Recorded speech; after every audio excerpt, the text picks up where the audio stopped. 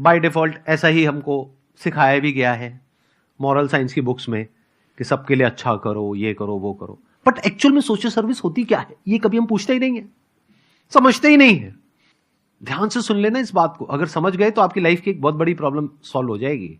बहुत बड़ी, मतलब बहुत बड़ी।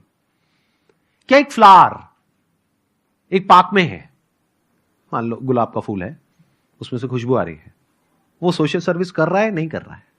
Yes sir. नहीं कर रहा है। वो क्यों कर रहा है सोशल सर्विस? सोशल सर्विस हो रही है। दोनों में बड़ा फर्क है।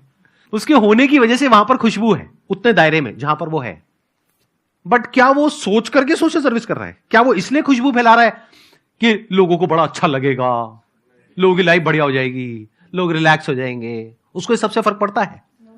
तो गुलाब क्या कर रहा है? वो जो है, जैसा है वैसा है, उसके होने की वजह से औरों को बेनिफिट हो रहा है। इस बात को ध्यान से समझ लेना। वो किसी की जैसा बनने की कोशिश नहीं कर रहा है।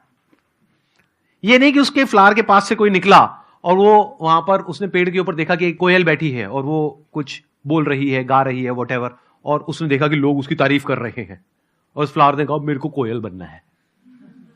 ऐसा तो नहीं है ना? तो फ्लावर क्या कर रहा है? बस वो जो वो कुछ भी नहीं कर रहा है।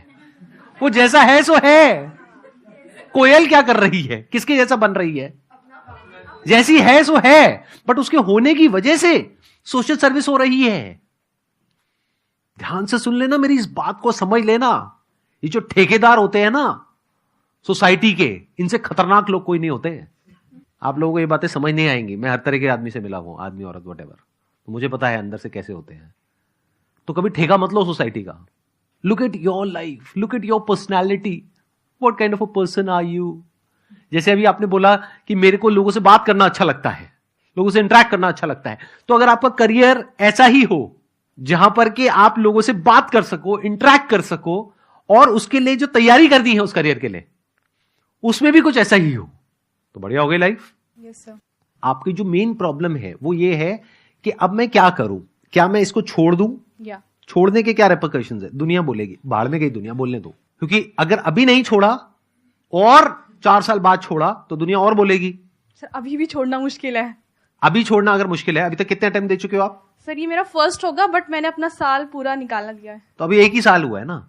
हाँ, पर सर मेरी तैयारी ऑलमोस्ट मैंने कर नहीं, तो अभी मत छोड़ो ना, दे करके छोड़ो ना। जब एग्जाम दे दोगे और रिजल्ट आएगा तो वो रिजल्ट आपके घर वालों के सामने होगा, तो जब वो देखेंगे वो खुद ही कहेंगे छोड़ दो। आप खुद क्यों छोड़ते हो? उन्हीं को बोलो ना कि बेटे रहने दे, तुझसे ना हो पाएगा, व्हाटएवर। फिर आपके लिए रास्ता खुलेगा एक दूसरा। देखो, थोड़ा सा दिमाग लगाना सीखो लाइफ में ना, चाणक्य नीति को सीखो। साम दाम दंड भेद, मतलब हर तरह के नुस्खे हमको आने चाहिए, क्योंकि अभी आप बीच में छोड़ दोगे तो पूरी जिंदगी भर के लिए ठप्पा लग जाएगा। थोड़ा सा ही टाइम रह गया ना, खत्म कर लो, एग्जाम दे दो, मार्क्स आ जाएंगे, जो होगा वो सामने आ जाएगा। सर वही ऐसा लगता है ना फिर कि सेकंड ऑप्शन भी नहीं हुआ तो मतलब फिर जो हम सोच रहे हैं कि प्लान बी हमारा ये होगा, कल को वो भी नहीं हुआ तो। हाँ, 1 मिनट, स्टेप बाय स्टेप आगे बढ़ो। देखो अब क्या हो रहा है, अभी आप क्या कर रहे हो, आप एक प्रॉब्लम को और कॉम्प्लिकेट कर रहे हो। करियर चूज कैसे किया? सर आसपास देख के। आसपास देख करके कुछ भी अच्छा लगा, बस अट्रैक्ट हो गए और उसकी तरफ वो कर दिया। और वो भी जब कुछ और देखते हो तो कुछ और माइंड में आने लग जाता है। हाँ, यस सर। जैसे अभी किसी को देखा तो यूपीएससी का माइंड में आ गया, फिर शार्क टैंक देखा तो बिजनेस का माइंड में आ गया। ऐसा होता है, नहीं होता है? तो वो माइंड जो है वो इधर उधर छलांगे मारता रहता है। क्यों? क्योंकि हमें क्लैरिटी नहीं है कि हम जो कर रहे हैं वो कर क्यों रहे हैं। किसी को देख करके कर रहे हैं, वो जो मैंने अभी थोड़ी देर पहले एग्जांपल दिया था, फ्लावर वाला और वो जो कोयल वाला जो एग्जांपल था, कि हम किसी को देख करके कुछ बनने की कोशिश कर रहे हैं। क्या कभी भी फ्लावर कोयल बन पाएगा? अगर वो बनने निकल गया तो नो सर। मे भी शायद बन जाए लेकिन उसके लिए पता नहीं कितना एफर्ट करना पड़ेगा।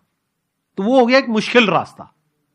आसान रास्ता क्या है कि फ्लावर बनने के लिए जो करना चाहिए वो सब उसके अंदर है, तो वो बड़े आराम से बन सकता है, एफर्टलेसली बन सकता है। तो आपका जो बेसिक नेचर है उसको पहले एनालाइज करो, समझो। अब कैसे समझ आएगा? You always fall back on to that basic nature of yours. It keeps pulling you from within all the time. उससे रिलेटेड देखो क्या क्या करियर्स है, उसको चूज करो। आसान नहीं हो गया? जैसे फॉर एग्जाम्पल कोई इंसान बहुत ही क्रिएटिव है, रोज सुबह वो इंसान उठता है और उसके माइंड में कोई अजीब से आइडियाज आ रहे होते हैं। ऐसे इंसान के लिए क्या यूपीएससी अच्छा ऑप्शन है, बुरा ऑप्शन है, बुरा ऑप्शन। या बहुत बुरा ऑप्शन है? बहुत बुरा। क्योंकि यूपीएससी को क्रैक करने के लिए क्या चाहिए? एक ऐसा माइंड चाहिए जो वन पॉइंटेड हो, रेजर शार्प फोकस चाहिए कुछ सालों तक। ऐसा माइंड नहीं चाहिए जो रोज सुबह कुछ और ही इमेजिनेशन में चला जाए। तो अगर किसी का ऐसा माइंड है, मान लेते हैं, हर एक का अलग अलग माइंड होता है, बॉडी माइंड का स्ट्रक्चर होता है, मान लेते हैं किसी का ऐसा माइंड है जो बहुत ही क्रिएटिव है और वो काम ऐसा कर रहा है जो बिल्कुल ही नॉन क्रिएटिव है, जहां पे क्रिएशन का, आर्ट का, डिजाइन का कोई नामो निशान नहीं है, तो क्या वो कभी भी सक्सेसफुल हो पाएगा? और सोचो अगर वो क्रिएटिविटी से रिलेटेड, आर्ट से रिलेटेड, डिजाइन से रिलेटेड कितनी सारी चीजें हैं, उससे रिलेटेड कुछ करे तो कितना आगे जा सकता है, जा सकती है। बस प्रॉब्लम क्या है, यहां पे हम लोगों का दिमाग बंद है, हमारा और हमारे घर वालों का। हमें क्या लगता है यही बस 2-4 करियर ऑप्शन है, इसके बाहर तो सब मरे पड़े हैं, सब भूखे मर रहे हैं और कहीं बाहर कुछ है ही नहीं। ये बहुत ही बेवकूफों वाली अप्रोच है। This is the height of foolishness. ये एक बंद दिमाग की निशानी है और उसको लगता है कि दुनिया वैसी ही है जैसी कि मुझे लगती है, एक कुएं के मेंढक की तरह। बट जिस इंसान ने पूरी दुनिया को देखा है, एक्चुअल में उसको करियर काउंसलिंग करनी चाहिए, ना कि उसके मां बाप को। मैं इसको और थोड़ा सिंपल करता हूं, अपने स्टैंड पॉइंट से कुछ बताता हूं आपको, एक्सपीरियंस शेयर करता हूं। एक पॉइंट पे मेरी भी एक तरीके से करियर काउंसलिंग हुई। उसको आप करियर काउंसलिंग भी बोल सकते हो, उसको कंसल्टेंसी भी बोल सकते हो, उसको गाइडेंस भी बोल सकते हो। अब वो गाइडेंस